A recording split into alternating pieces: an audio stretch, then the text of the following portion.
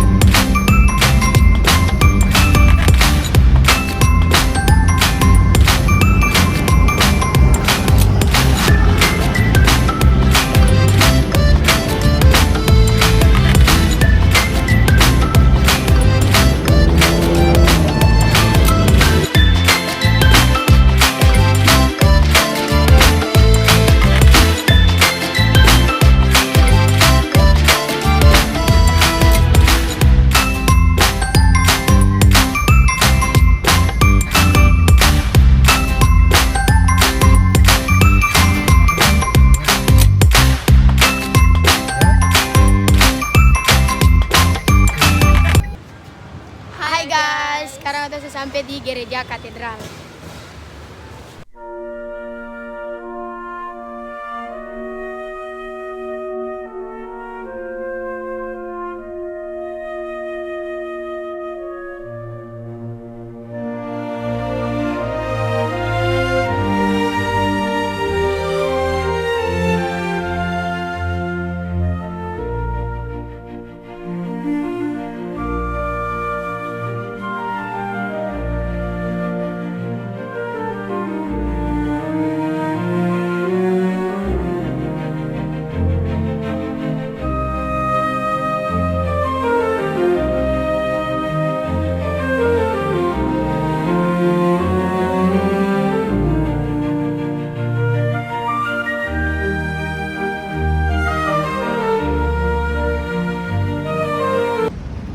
Oke guys, jadi hari ini kita mau pergi di Pastoran Par mencari narasumbernya. Jadi guys, ini jalan Par menuju Pastoran.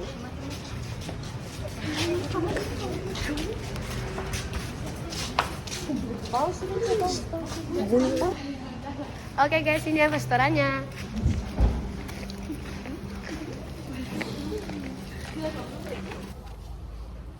Pastor, terima kasih atas waktu yang telah diberikan.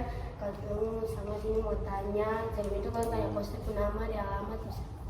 Ya boleh. Pastor ya tinggal di sini. Nama Jones Ola. Pastor muasal itu bapak dari Flores, mama orang Ambon. Si Paelu. Terus apa lagi? Tanya apa lagi? Bertanya tentang alat misa. Yang pertama, ya, yang pertama apa makna atau simbolisme dari altar dalam perayaan Ekaristi? Apa makna atau simbolisme dari altar dalam perayaan Ekaristi? Simbolisme dari altar dalam perayaan Ekaristi. Oh, altar itu untuk penyajian persembahan. Jadi Altar itu media, toh? Media tempat untuk diadakannya konsekrasio. Kalau dalam gereja namanya konsekrasio. Jadi konsekrasio itu dipimpin oleh imam dan semua umat yang ikut dalam perayaan Ekaristi. Jadi perayaan Ekaristi itu altar itu dipakai untuk menyajikan persembahan tubuh dan darah Kristus itu. Dalam satu ruang gereja itu ada umat, ada semua. Nah, itu tadi bukunya itu yang namanya perayaan Ekaristi. Dan nanti pastor dia bikin doa dalam satu liturgi itu, misa namanya. Nah. Apa fungsi ampul? Ampul. Ampul itu tempat taruh air dan tempat taruh anggur. Jadi ketika yang misioner, kalau suruh misioner berarti dia sudah tahu pada waktu permintaan waktu konsekrasi itu pastor minta apa, anggur, air itu nanti misioner yang biasa sajikan itu ampul. Namanya ampul itu yang gelas. Sudah apa lagi? Apa isi buku misa? Buku misa. Buku misa itu ada terdiri dari buku bacaan kitab suci, buku tadi perayaan Ekaristi. So, itu nanti digabungkan jadi satu. Jadi ada dua umat, ada itu. Jadi masing-masing para lektor itu kan sudah dipersiapkan dalam liturgi itu untuk membawakan satu perayaan Ekaristi itu. Terus apa lagi? Kapan dupa digunakan dalam misa? Apa? Kapan dupa digunakan dalam misa? Oh, dupa. Iya. Dupa itu pada waktu mulai misa, awal misa, dupa itu dipakai oleh imam itu mulai keliling altar itu. Misalnya pasti tahu toh? Ya, jadi dalam tata cara liturgi itu ada berbagai macam bisa didupa dalam liturgi itu, atau ada apa? Itu tergantung dari dia punya liturginya. Tergantung dia. Di dupa itu nanti dipakai sesuai dengan liturgi yang sudah ditetapkan oleh gereja itu. Jadi nanti kalau itu kan sudah aplikasi, dia sudah nanti banyak lagi dia punya caranya, toh. Kalau setiap kali misa itu kan orang misioner kan pasti sudah tahu pada saat mana, pada saat Injil, pada saat mulai masuk, toh. Terus waktu konsekrasi, dupa dipakai. Itu saja dupa kan pada kita tergantung dari liturgi yang nanti ditetapkan oleh gereja itu. Jadi semua itu kita mesti harus ikuti lewat liturgi. Jadi mana-mana dupa juga pada saat ada pemberkatan arca atau pemberkatan apa itu didupai. Jadi fungsi dupa itu nanti tergantung dari liturgi juga. Ya, Pastor. Terus Apa tantangan terbesar yang Bapak Ibu atau Saudara hadapi sebagai poster, terutama saat acara besar seperti Paskah atau Natal? itu tantangan. Iya. Sebenarnya kalau tantangan ya itu kewajiban poster untuk menjalankan pelayanan. Oh? Jadi koster ini ya dalam diri koster ini sebenarnya koster ini tidak mampu untuk melaksanakan banyak pekerjaan yang ada. Tapi dengan bantuan rahmat Tuhan ada orang-orang umat apa yang bisa menolong dalam pelayanan ini. Jadi kita semua sama-sama satu hati untuk memberikan pelayanan yang terbaik. Walaupun koster kan terbatas manusia kan. Jadi minta tolong misioner, minta tolong siapa umat dewan apa begitu supaya dalam Ekaristi itu bisa hidup. Toh? Jadi bukan mau mengeluh juga, tapi ya namanya pelayanan, jadi potong harus tabah dalam situasi apapun.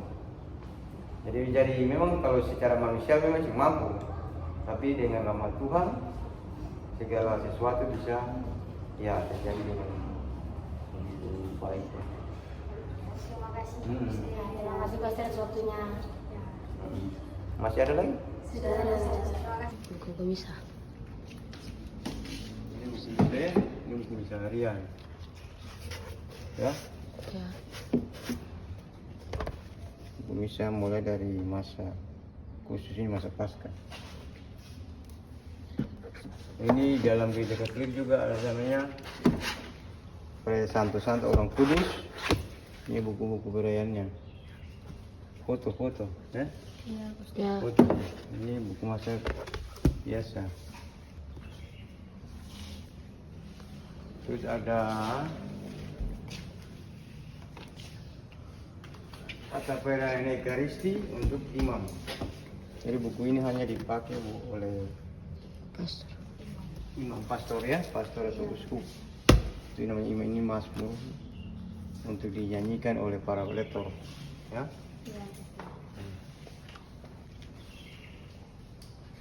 Terus ada misalnya ini buku bacaan, oh? Ya. Jadi kitab Katolik itu dia tebalnya begini. Sebenarnya lihat kitab tebal begini belum? Hah? Belum pernah tuh? Hah?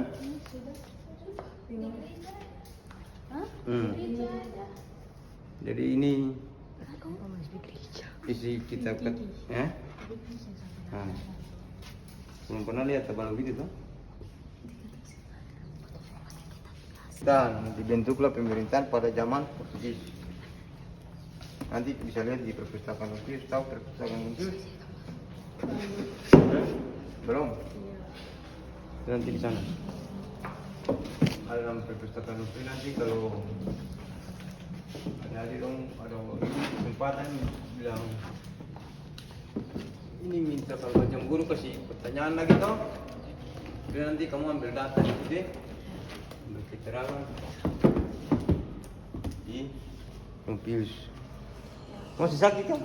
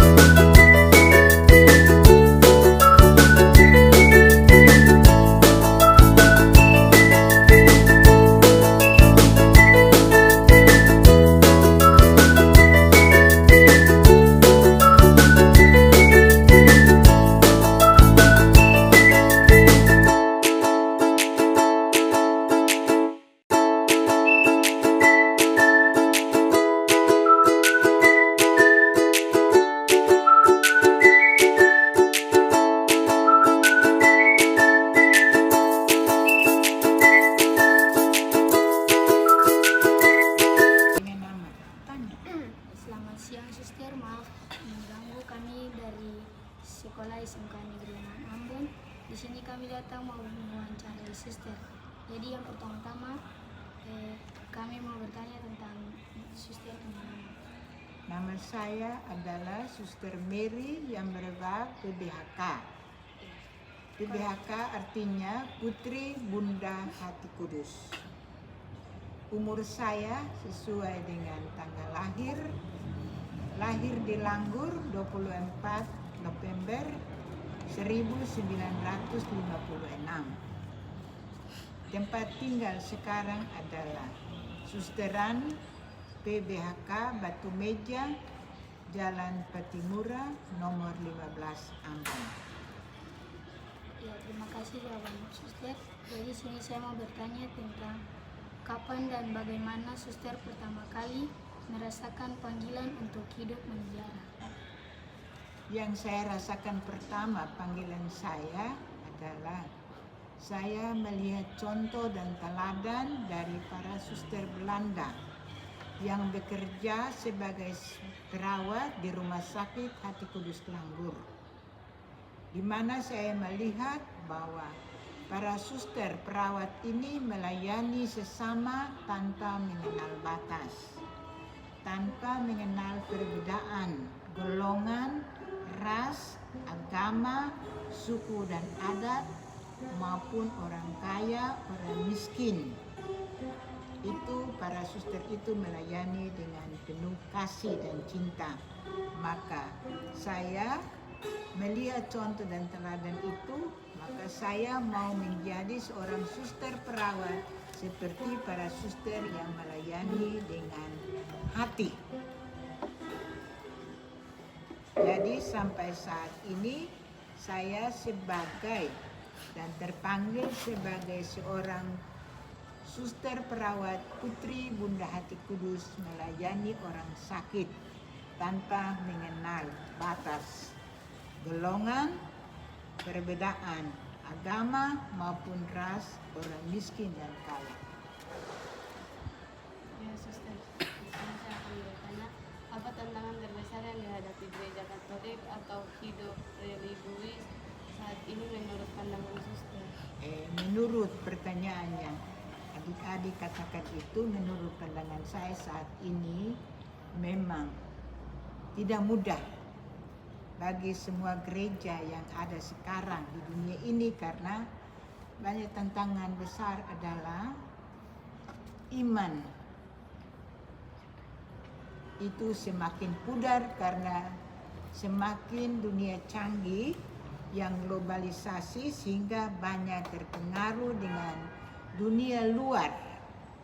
Maka gereja Katolik yang sekarang ini lain kali jatuh bangun, tetapi pemimpin-pemimpin kita sebagai orang Katolik yang berpusat di Roma, pusat kita adalah sebagai seorang pemimpin tertinggi adalah Bapak Paus yang namanya sekarang adalah Paus Leo ke-14, selalu menghimbau kepada kita umat Katolik agar kita tetap berdoa dengan penuh kesederhanaan untuk melayani semua orang tanpa mengenal batas, dan kita juga tetap mempercayakan diri kepada Bunda Maria yang pada saat ini adalah bulan Rosario pada bulan Mei dan bulan Oktober yang saat ini dianjurkan untuk kita mempersembahkan dan menghormati Bunda Maria, karena Bunda Maria bagi kita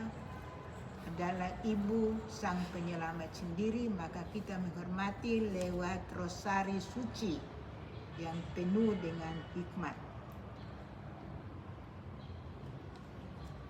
Terima kasih. Dan memang saya menambahkan saat sekarang untuk panggilan biarawan-biarawati para imam, memang karena globalisasi maka panggilan-panggilan untuk biarawan-biarawati semakin berkurang, tetapi dengan iman kepercayaan, dengan lewat doa-doa, maka panggilan untuk biarawan-biarawati itu semakin subur untuk melayani Tuhan dalam diri sesama yang Tuhan percayakan untuk melayani sesama yang ada di sekitar. Terima kasih. Suster, bagaimana suster menanggapi kritik atau pandangan negatif masyarakat bagi suster bagi hidup mutiara? Pengalaman yang saya alami dalam kritik-kritik yang dari umat, ya, karena umat tidak mengetahui apa yang biarawan-biarawati hayati. Kami biarawan-biarawati itu mengucapkan kaul. Kami menyerahkan seluruh hidup kami ke dalam tangan Tuhan lewat tarekat yang kami pilih. Contoh, tarekat yang Suster Mary pilih adalah tarekat Putri Bunda Hati Kudus, dan juga tarekat-tarekat lain itu kami mempersembahkan diri kepada Tuhan melalui 3 kaul. Kaul ketaatan, kaul kemurnian, dan kaul kemiskinan. Maka kami hidup harus sesuai dengan 3 kaul ini, Tri Prasetya ini.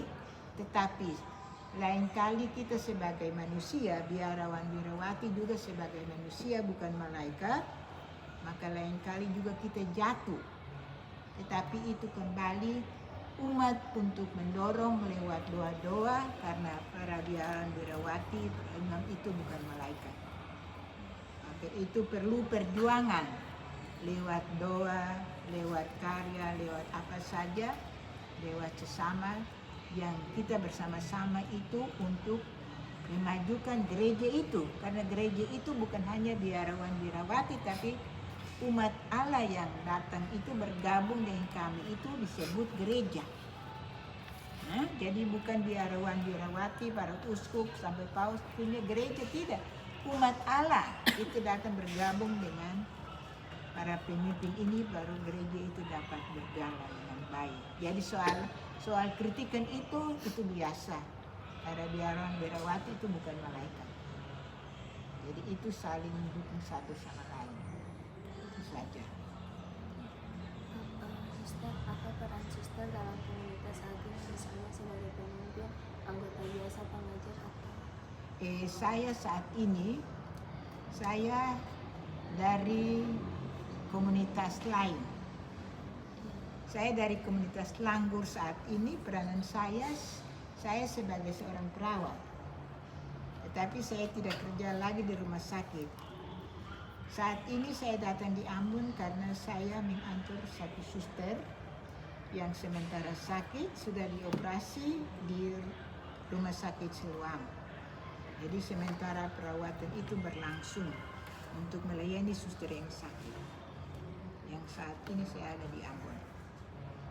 Jadi saya sebagai seorang perawat melayani suster yang sakit, dan bukan hanya khusus melayani, tetapi saya juga lihat di dalam komunitas, di mana tempat yang dibutuhkan, saya membantu untuk melayani di dalam komunitas.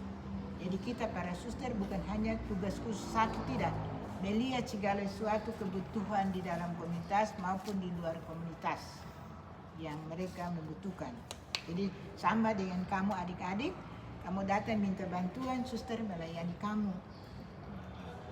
Jadi tidak ada yang suster kecuali dalam hal tertentu, ya suster tidak bisa karena ada pasien yang membutuhkan. Tapi kalau kamu minta begini, suster bersedia untuk melayani Anda, adik-adik sekalian. Oke, terima kasih. Oke. Oke, sekarang saya wawancarai dua narasumber. Dan sekarang ya, dari gereja.